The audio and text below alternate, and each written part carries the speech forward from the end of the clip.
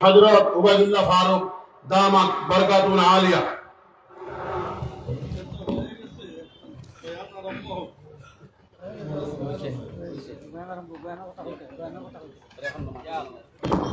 নামাজ হবে 4:35। এর পূর্বে সংক্ষিপ্ত বক্তব্য রাখবেন জমিয়তুল উলামা ইসলাম বাংলাদেশের মহাসচিব হযরত মাওলানা মনজুরুল ইসলাম আফিন্দি।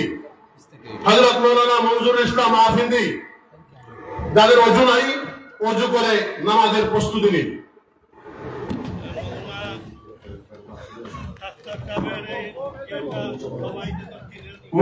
মোড়ক উন্মোচন হয়ে গেছে আলহামদুলিল্লাহ। 100 টাকা মূল্যে উজালা স্টল আছে, এখান থেকে আপনারা ক্রয় করতে পারবেন।